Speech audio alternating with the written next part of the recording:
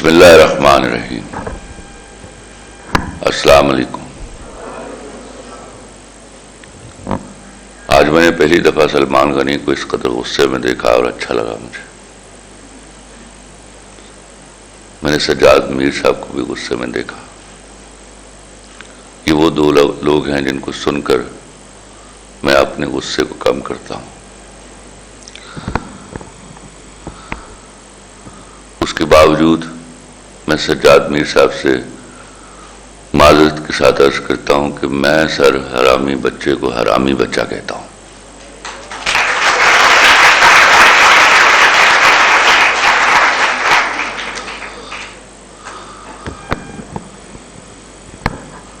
میرے نگران وزیر اعظم نے اگر فلسطین کے حوالے سے کوئی مذمتی بیان نہیں دیا تو اس کی مصروفیت کو دیکھیے، وہ مسلسل پچھلے کئی مہینوں سے ہماری نگرانی کرنے میں لگا ہوا ہے۔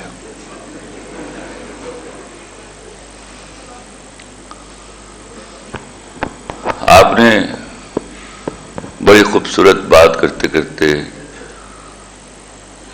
چابک دستی سے ایک لفظ بدلا اور میں تالی بجاتے بجاتے رہ گیا۔ آپ نے کہا اگر ہم عربوں کی حکومتیں نہیں بدل سکتے تو اپنی حکومت کو سمجھائیں۔ کہنا آپ یہ چاہ رہے تھے کہ اگر آپ عربوں کی حکومت نہیں بدل سکتے تو اپنی حکومت ہی بدل لیجئے، اور یہی صحیح لفظ ہے۔ میں آپ سے عرض کروں، میں فلسطین کے کرب کے تاریخی حوالوں پہ نہیں جاؤں گا کیونکہ یہ دونوں مجھ سے بڑے آدمی ہیں اور ان کا علم بھی اس حوالے سے بہت زیادہ ہے، لیکن میں آپ لوگوں سے پوچھنا چاہوں گا اور آپ لوگوں کو بتانا چاہوں گا، آپ لوگوں نے کبھی سوچا ہے کہ گنڈا کیسے بنتا ہے؟ گنڈا تب جنم لیتا ہے جب ہم اس سے ڈرنے لگتے ہیں۔ 75 سال جس میں ہم نے اسرائیلیوں کو گنڈا بنایا، وہ ہمارا خوف تھا، اس سے بھی اور اس کے ابا امریکہ سے بھی۔ ہمارے خوف نے ہمارے اندر کی وہ رمق پیدا کی ہے جو بجھنے کا نام نہیں لے رہی۔ مجھے اور آپ کو جب ان دلاسوں پر رکھا جائے گا کہ اگر خدا نہ خواستہ ہم نے منہ بھر کر امریکہ کے خلاف کوئی بات کر دی تو ہماری امداد روک لی جائے گی، تو جب آپ نے امدادوں پر زندگیاں گزارنی ہیں تو آپ کو نہ احتجاج کا حق ہے، نہ کسی کو دل میں برا کہنے کا حق ہے، نہ آپ کو کوئی برائی ہاتھ سے روکنے کا حق ہے۔ 76 سالوں سے آپ کب تک ایک بھکاری قوم کا روپ دھار کر دنیا کے سامنے کھڑے رہیں گے اور اپنے حقوق کی بات کریں گے؟ بھکاریوں کے کوئی حقوق نہیں ہوتے۔ ہم جو ہیومن رائٹس کی بات کرتے ہیں، کتنی رسپیکٹ دیتے ہیں بھکاریوں کو، ہمیں نہیں معلوم۔ کوئی دوسری تیسری بار مجھ جیسے باتیں کرنے والے کی گاڑی کا شیشہ بھی کھٹکھٹائے تو مجھے غصہ آ جاتا ہے، اور آپ تو مسلسل 76 سالوں سے ان کے شیشہ کھٹکھٹا رہے ہیں۔ آپ نے کبھی نہیں سوچا IMF کیا ہوتا ہے، اس میں جو فنڈ کریٹ ہوتا ہے اس میں کیسے منی پول کیا جاتا ہے، پیسہ پول کیا جاتا ہے، اس میں یہودیوں کا حصہ کتنا ہے؟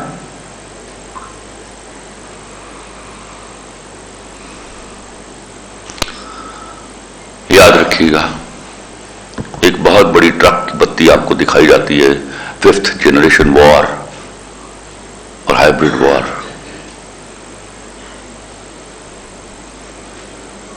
خدا کی قسم، گولی کا دیا ہوا زخم گالی سے نہیں بھرتا، واپس گولی مارنی پڑتی ہے، اور برابر کی گولی مارنے کے لیے آپ کو وہ والی گولی ایجاد کرنا پڑے گی۔ آپ جو 76 سالوں سے ہاتھ پر ہاتھ دھرے دنیا میں ہونے والی ایجادات کا انتظار کر رہے ہیں۔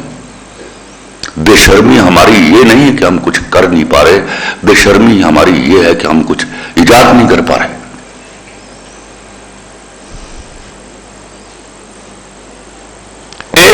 ایجاد آپ کو طاقت کے اس پیڈسٹل پر کھڑا کر دیتی ہے جہاں لوگ آپ کے سامنے احتجاج کریں گے، آپ لوگوں کے سامنے احتجاج نہیں کریں گے،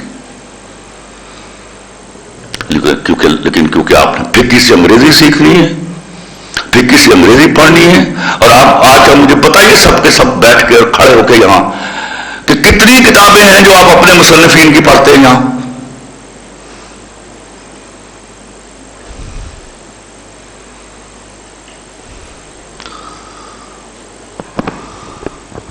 آپ کے صرف جسم بارود سے چل نہیں ہے، آپ کے ذہن بھی بارود سے چلا ہے، وہ ایک زبانی بارود ہے جو آپ کے دماغوں میں گھسا اور آپ کے رگ و پے میں سرایت کر گیا۔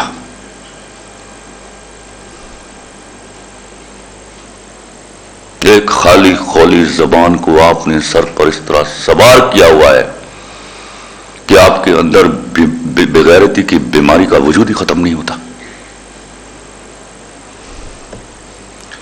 کون سا واز ہے، کون سے ماں باپ ہے جنہوں نے بچہ پیدا ہوا ہو اور جب وہ اسکول بھیجا ہو تو یہ چاہا ہو کہ وہ سائنسدان بنے گا؟ تو اگر آپ نے ایجادات کے لیے دوسروں کا منہ دیکھنا ہے تو آپ یہاں بیٹھ کر صرف سکھ کی گالیاں دے سکتے ہیں، اور اس قسم کی جنگ کا نام جس میں لاشیں گرائے جاتے ہیں آپ ان کو کبھی ہائیبرڈ وار کہیں گے اور کبھی 5th جنریشن وار کہیں گے۔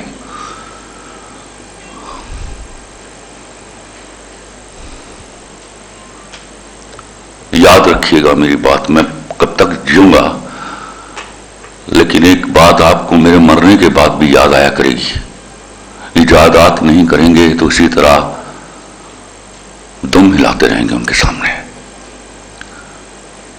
پروٹیسٹ کرتے رہیں گے۔ اور مجھے ایک آیت، ایک حدیث بتا دیجئے جس میں آپ کے نبی صلی اللہ علیہ وسلم نے آپ کو احتجاج کرنے کے لیے کہا ہو۔ میرے نبی نے تو آپ سے قصاص کی بات کی تھی۔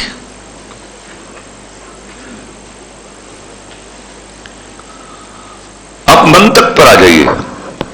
ابھی بڑی اچھی بات انہوں نے کی ہمارے ماڈریٹر نے، ٹرمز ہمیشہ طاقت ڈیفائن کرتی ہے۔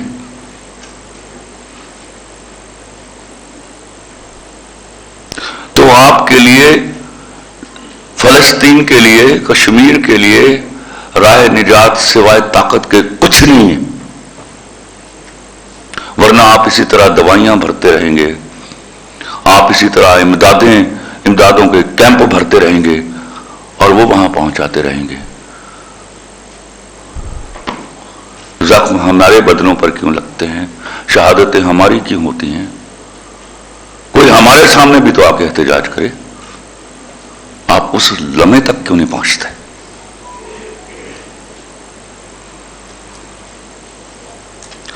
پوری زندگی میں ایک واز میں کسی مولوی کو یہ کہتے ہوئے نہیں سنا کہ تم لوگ ایجادات کرو۔ میں بار بار اس بات پر زور دیتا ہوں۔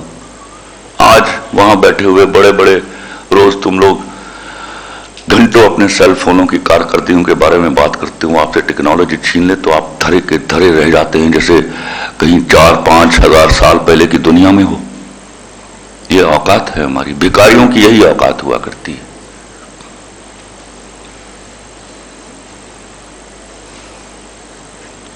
فلسطین ہماری چھاتی پر رشتہ ہوا وہ زخم ہے جس کی دوا میسر نہیں ہمیں۔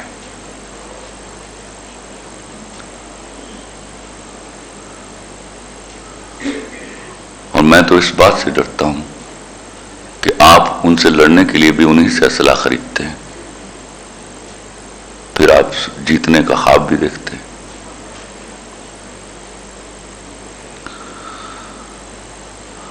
آپ کا مقصد حیات اگر طاقت نہیں ہوگا تو یاد رکھیے گا کمزوروں کے لیے امدادیں ہوا کرتی ہیں، بھیک ہوا کرتی ہے، انصاف نہیں ہوا کرتا۔